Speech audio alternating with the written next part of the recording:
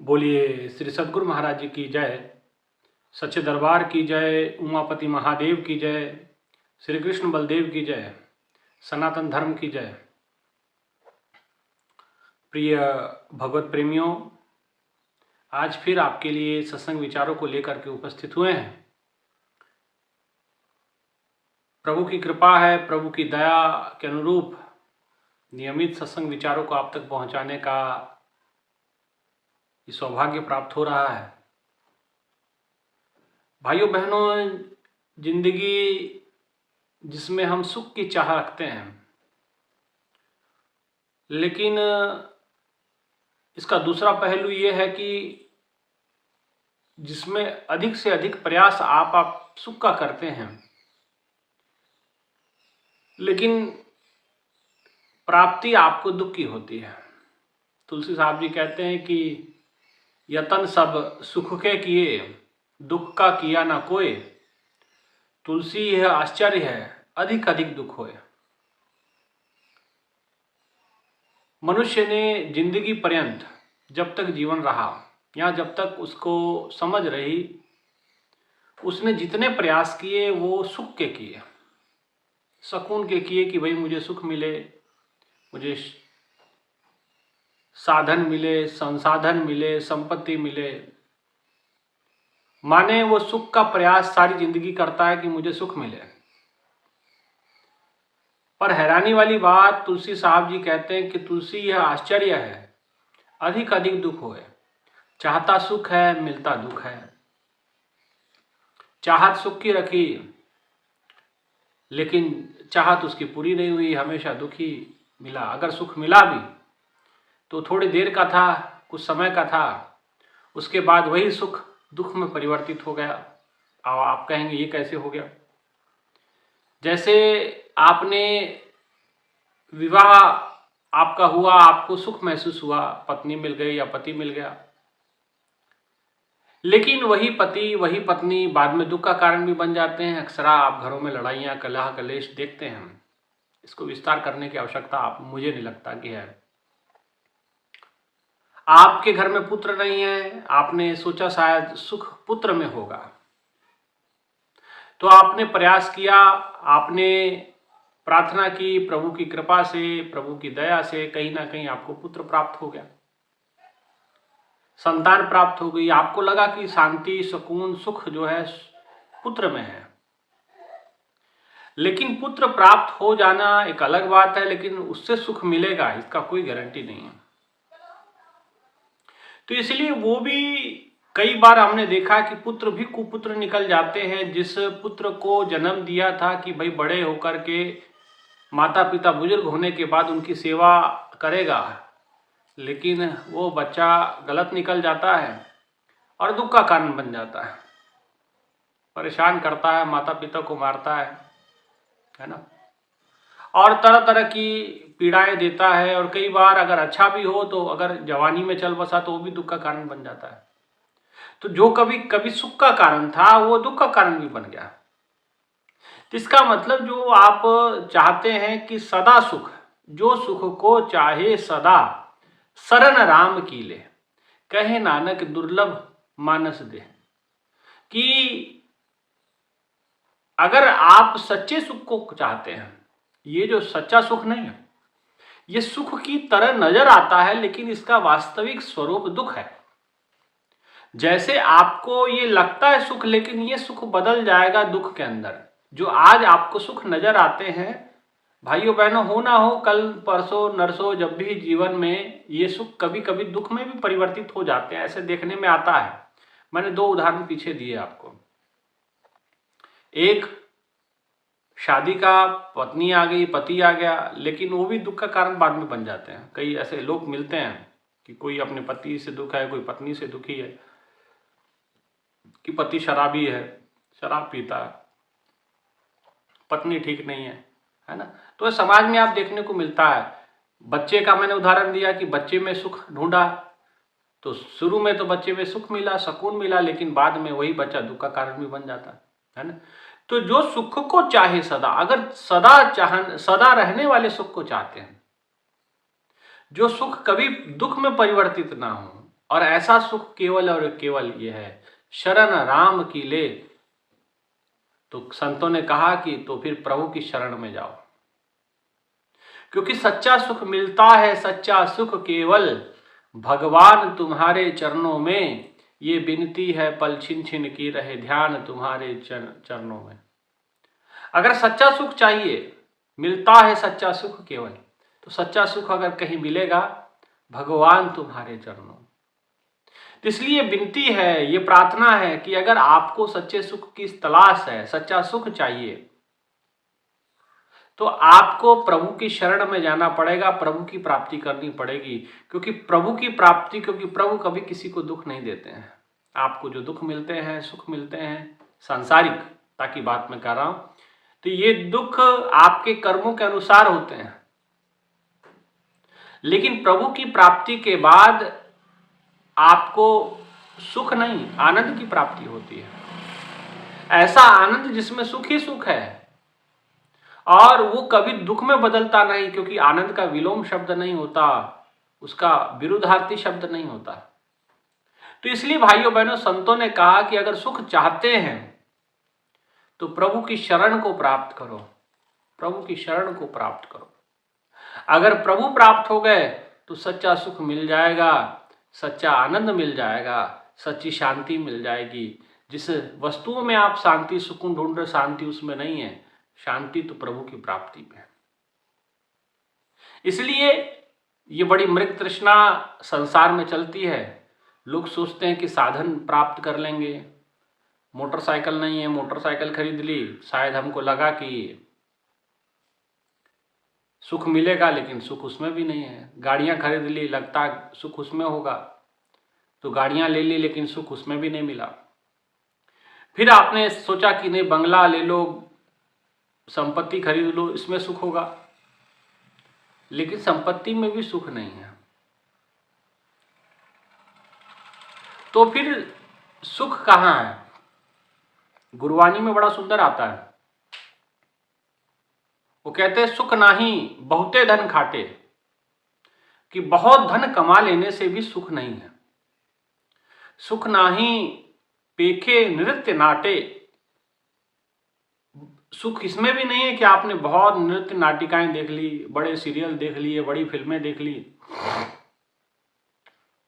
आप मनोरंजन जगत के तमाम मनोरंजन की जितनी भी स्थितियां हैं, जो भी आप देख सकते चलचित्र, वो सब देख लिए।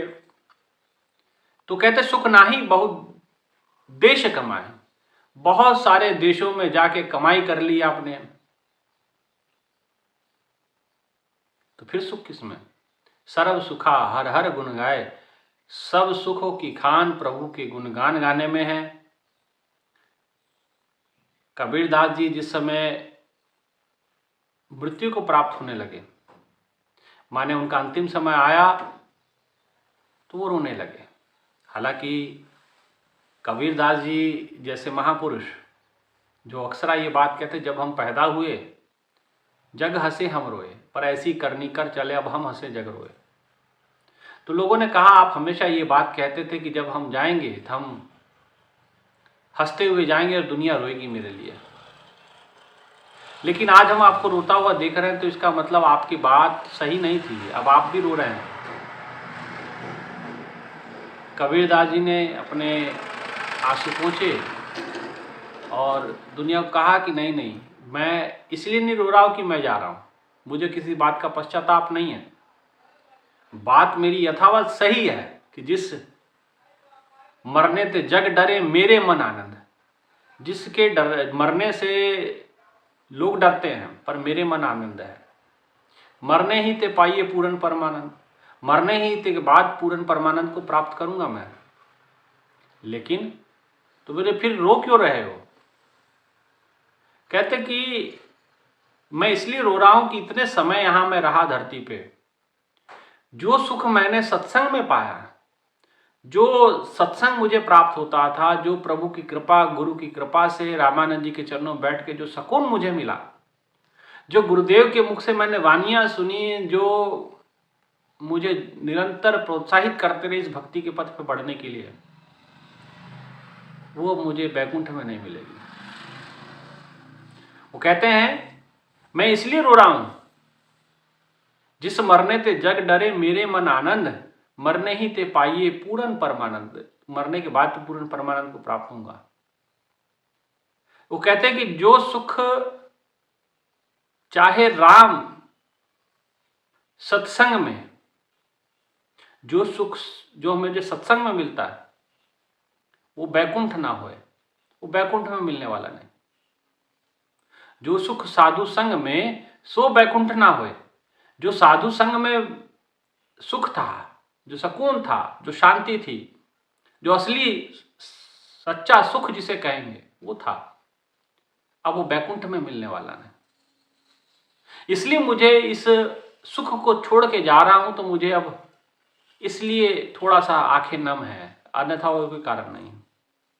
भाइयों बहनों, वो समझाना चाहते हैं कि सच्चा सुख भगवान के सत्संग में है, भगवान की शरण में है, भगवान की प्राप्ति में है, भगवान के अनुकंपा में, उसकी नजदीकी में है। इसलिए क्यों ना ईश्वर की ओर हम बढ़ें, ईश्वर की ओर कदम बढ़ाएं। सच्चा सुख वहां, बहुत नृत्य देख लिए, बहुत नाटक देख लिए, बहुत सिनेमाएं देख ली। आप सिनेमा हॉल में जाते भी होंगे। जब किसी सिनेमा का आप चलचित्र देखने जाते हैं सिनेमा हॉल में, तो जिस समय वो सिनेमा शुरू होता है, वो फिल्म चालू होती है, तो पूरे सिनेमा हॉल में अंधेरा कर दिया जाता है। तो भाइयों बहनों, जहां पहले ही अंधेरा है, वो आपके जीवन को कैसे रोशनी दे सकता है? वो रोशनी नहीं देगा। वहां आपको सुकून कुछ समय के लिए मिल सकता है, आपके मन का मनोरंजन हो जाएगा, वो आत्म मंजन नहीं होगा, वहां सिर्फ मन का रंजन होगा। तो मनोरंजन करना एक अलग बात है, और सच्चा स्थिर सुख कुछ और बात है। तो उन्होंने कहा कि ये जो सुख आपको उस सुकून के बराबर नहीं है, ये सच्चा सुख नहीं है, ये क्षणिक है, थोड़ी देर के बाद खत्म हो जाएगा। लेकिन सच्चा सुख तो परमात्मा की प्राप्ति में है। ईश्वर की सर्व सुखा हर हर गुण गाए, प्रभु के गुण गाने में है, प्रभु के सत्संग में है, प्रभु की महिमा में सच्चा सुख है ना। इसलिए महापुरुषों ने कहा, भक्ति सुतंत्र सकल सुख खानी, बिन सत्संग ना पावहि प्राणी। कितनी सुंदर बात गोस्वामी जी ने कह दी, और ये फार्मूला दे दिया कि सच्चा सुख चाहिए तो कहते भक्ति सुतंत्र, भक्ति सुंदर तंत्र है। किसका? सुंदर टेक्निक है। किस चीज का? सकल सुख खानी, सभी प्रकार के सुखों की खान का। एक सुख की बारे नहीं कहा, पत्नी का सुख, पति का सुख, बच्चे का सुख, पैसे का सुख, संपत्ति का सुख, धन का सुख। वो कहते हैं सकल सुख खानी, सभी प्रकार के सुखों की खान क्या है? भक्ति है। पर वो मिलेगी कैसे? बिन सत्संग ना पावहि प्राणी, बिना सत्संग के वो प्राप्त नहीं हो सकती, बिना सत्संग के वो आपको मिल नहीं सकती। तो इसलिए अगर आपको सकल सुख खान चाहिए तो भक्ति करनी है, और भक्ति मिलेगी कैसे? तो बिन सत्संग ना पावहि प्राणी, बिना सत्संग के वो प्राप्त नहीं हो सकती। इसलिए भाइयों बहनों, आपको सत्संग की ओर रुख करना पड़ेगा। सच्चा सुख चाहिए तो सत्संग की ओर मुड़ना पड़ेगा। आपको सुख मिलने वाला नहीं कहीं और, है ना। इसलिए सभी संतों ने, बड़े बड़े ऋषि, महर्षि, इवन भगवान भोलेनाथ माता पार्वती को लेकर के अगस्त ऋषि के यहाँ सती माता को लेकर के सत्संग कथा सुना करते थे। राम जी कथा सुनते थे, कभी किसी ऋषि के पास। गणेश जी भगवान भोलेनाथ जी के चरणों में बैठ के निरंतर सत्संग का पान करते हैं। राजा परीक्षित जी सुखदेव मुनि जी के चरणों में बैठ करके श्रीमद् भागवत कथा का रसपान करते हैं, सत्संग का रसपान करते हैं, क्योंकि सच्चा सुख उसमें है, सच्चा शांति उसमें है। क्योंकि राजा परीक्षित, जिसको पता चल गया कि जीवन में अब कुछ बचा नहीं है, कुछ चंद श्वासें शेष है, और सार्थकता तभी हो सकती है और जब हम निरंतर सत्संग सुनेंगे। और सुखदेव महाराज जी की कृपा से उनको निरंतर सत्संग का लाभ हुआ, और उन्होंने जब तक उनका जीवन शेष रहा, जब उनको पता चल गया कि मेरे जीवन के 7 दिन शेष है, और सातों दिन का एक एक घड़ी, एक एक क्षण उन्होंने प्रभु की महिमा सुनने में लगा दिया, प्रभु का सत्संग सुनने में लगा दिया, जीवन की सार्थकता और सच्चा सुख को प्राप्त कर गए। इसलिए भाइयों बहनों, सच्चा सुख केवल और केवल ईश्वर की भक्ति में है, प्रभु की प्राप्ति में। और आप सुख कहीं और ढूंढते हैं तो मिलता नहीं है। वस्तु कहीं ढूंढे कहीं के विदा हवे हाथ, कहे कबीर तब पाइया जब भेदी लीना साथ, वस्तु दीनी लखाए कोटि जन्म का पंथ था पल में दीनी मिलाए। सुख है कहीं और, ढूंढते कहीं और है। मान लीजिए मेरा कोई सामान है, मैं यहाँ ढूंढ रहा हूँ, हो सकता है वो सामान मेरा सड़क पे गुम हो गया और मैं यहीं ढूंढे जा रहा हूँ, तो मिलने वाला नहीं। ऐसे सुख कहीं और है, ढूंढते कहीं और है। सुख आप साधनों में ढूंढते हैं, सुख आप संपत्ति में ढूंढते हैं, सुख आप पैसे पे ढूंढते हैं, सुख आप जो है ढूंढते हैं कि साधनों में सुख होगा, परिवार के रिश्ते नातों में सुख होगा। सुख थोड़ी उसमें, सुख तो आपके भीतर बैठा हुआ परमात्मा का चरण, उसके स्रोत हैं, सारे सुख वहां से निकलते हैं। तो क्यों ना प्रभु के चरणों को पकड़ लो, जहां से सारे सुख निकलते हैं, तो सारे सुख आपके हो जाएंगे। प्रभु के चरणों को पकड़ लें। प्रभु के चरण नहीं पकड़ रहे, हम दुनिया के साधन संसाधन पकड़ने की कोशिश करते हैं, तो सुख तो नहीं मिलता। फिर जो गाड़ी बहुत अच्छी लगती है कि भाई फलानी मर्सिडीज है, ये है, वो है, BMW है, फिर लोग उसी के अंदर, वही दुख का कारण बन जाती है ना। उसी से एक्सीडेंट होके लोग मरते हुए देखे हमने, है कि नहीं। तो इसलिए भाइयों बहनों, जो सुख है वो कभी परमात्मा से प्राप्त जो सुख है, आनंद है, वो कभी दुख में बदलता नहीं, है ना। इसलिए ऐसा, और संतों ने तो कहा ऐसा सुख भी हमें नहीं चाहिए जो परमात्मा से हमें दूर कर दे। और आपके आज के जितने सुख हैं, जो आज की दुनिया में चल रहा है, ये सारे दुख सुख आपको परमात्मा से दूर करने वाले हैं। आप विवाह का कोई फंक्शन देख लें, उसमें भी कहीं ईश्वर की कोई महिमा नहीं है, कोई कुछ नहीं है, आपका मनोरंजन है। ऐसे ऐसे गाने चलते हैं, ऐसे ऐसे नृत्य होते हैं, तो उसका कहना ही क्या, वो आपको ईश्वर से दूर ही करना है उन्होंने, है ना। तो ईश्वर से दूर करने के सारे साधन हैं आपके पास, सारे संसाधन हैं, लेकिन ईश्वर से जोड़ने का एकमात्र साधन तक नहीं है आपके पास, और वो केवल और केवल सत्संग है ना। तो परमात्मा से तोड़ने के साधन तो सब है। तो ऐसा सुख चाहिए नहीं, वो कहते कि जो हमें ईश्वर से अलग कर दे। सुंदर लिखा किसी ने, महापुरुष ने, वो कहते सुख के माथे सील पड़े। लोग क्या चाहते हैं? सुख चाहते हैं, लेकिन संतों ने क्या कहा? सुख के माथे सील पड़े, जो नाम हृदय से जाए, बलिहारी व दुख के जो पल पल रहे लिव लाए। वो कहते ऐसे सुख को पत्थर पड़े, जो सुख आने के बाद हमारे हृदय से प्रभु का नाम विस्मृत हो गया, ऐसा सुख हमारे किस काम का? वो कहते सुख के माथे सील पड़े, जो नाम हृदय से जाए। आप घर में विवाह रख लिए, लेकिन प्रभु का नाम बिसर गए, ऐसा सुख किस काम का? बलिहारी व दुख के जो पल पल रहे लिवलाए, उस दुख के बलहार जाएं, उस दुख के बारंबार बल जाएं, जो कम से कम परमात्मा के साथ तो जोड़ के रखता है। परमात्मा के साथ याद तो बनी रहती है, परमात्मा के चरणों की प्रीति तो कम से कम, प्रभु का नाम तो स्मरण रहता है। तो कहते वो दुख उस सुख से हजारों गुना बेहतर है, जो कम से कम ईश्वर से जोड़ के तो रख रहा है दुख, और सुख तो हमें भगवान को भी भुला दे रहा है। तो ऐसे सुख का क्या करना? वो कहते सुख के माथे से, ऐसे सुख को तो पत्थर पड़े, ऐसा सुख नहीं चाहिए। इसलिए अगर आपको सच्चा सुख चाहिए तो शरण राम की ले, प्रभु के चरणों का आसरा आपको लेना पड़ेगा, क्योंकि वो सच्चा स्रोत है। सच्चे सुख की खान परमात्मा की भक्ति है, परमात्मा का आराधना है, परमात्मा का नाम स्मरण है। उस सुख को प्राप्त करना है। एक और उदाहरण बड़ा सुंदर आता है महाभारत के अंदर। महाभारत का युद्ध समापन हुआ, सब लोग प्रसन्न हैं, जो धर्म के पक्ष में थे, और जो अधर्म के पक्ष में थे वो अप्रसन्न हैं, वो दुखी हैं।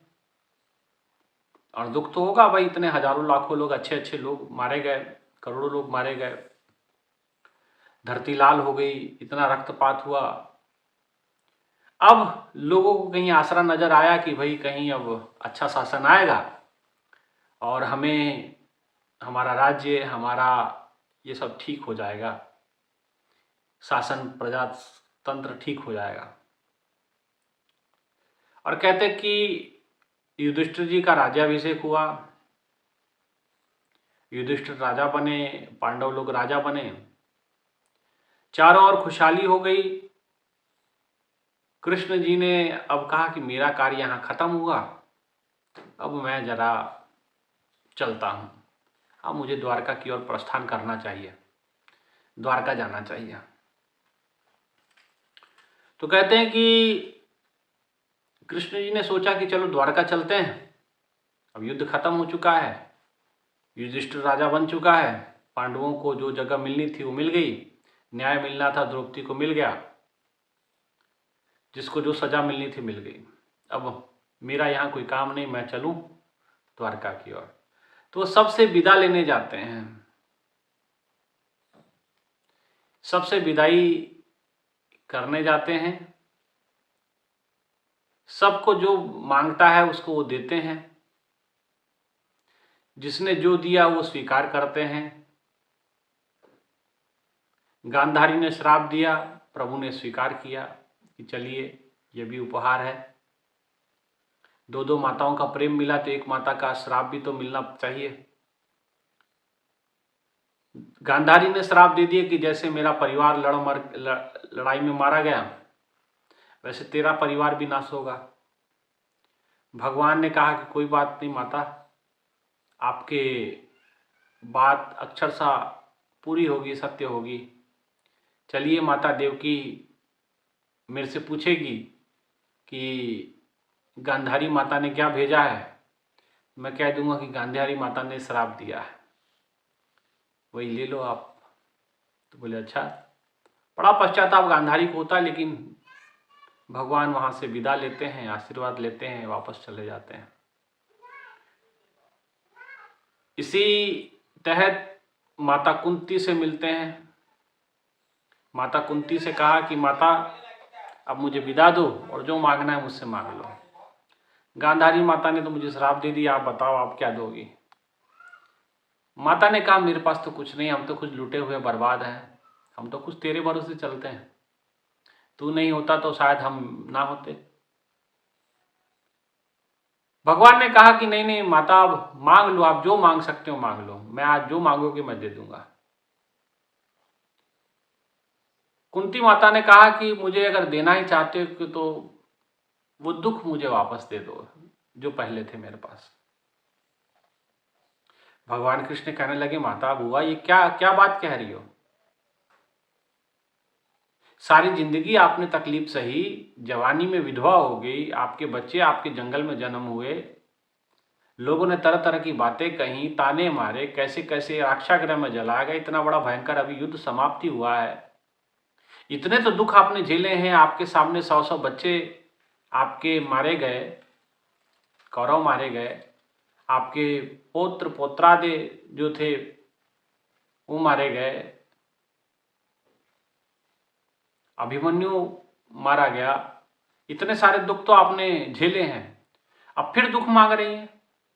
अब तो आप रानी बनने वाली हैं, अब तो राजमाता कहलाने वाली हैं, और राजमाता बनने के बाद जो सारे सुख आपको मिलने वाले हैं, और इस समय आप फिर दुख मांग रही हैं।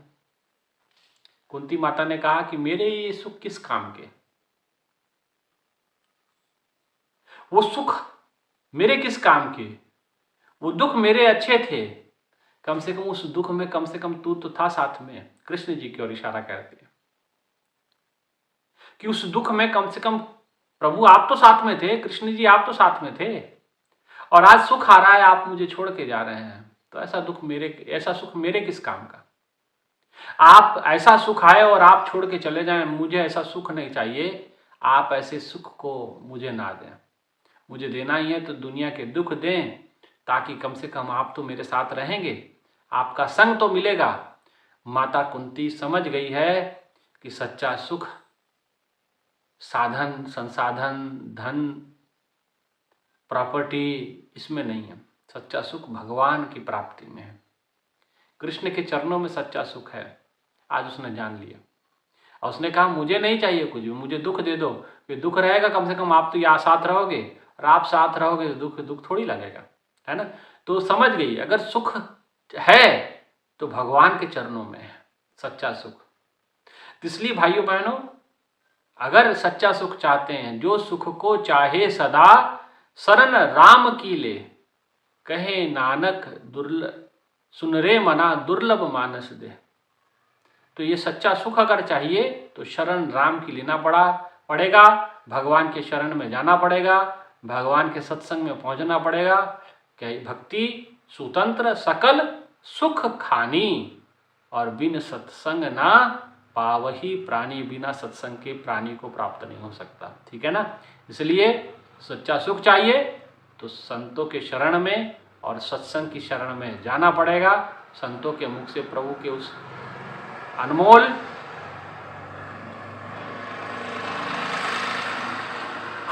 दिव्य सत्संग को सुनना पड़ेगा, उसमें सच्चा सुख है। सच्चे सुख का स्रोत वहीं से खुलता है ना।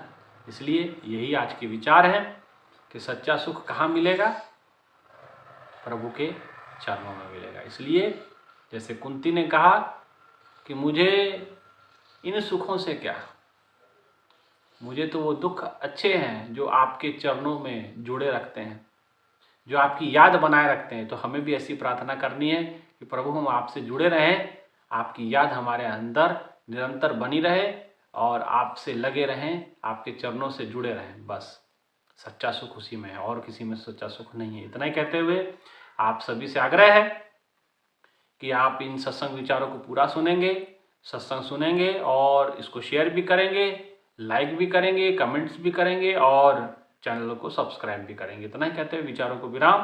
बोलिए श्री बांके बिहारी लाल की जय, श्री कृष्ण बलदेव की जय, उमापति महादेव की जय। धन्यवाद।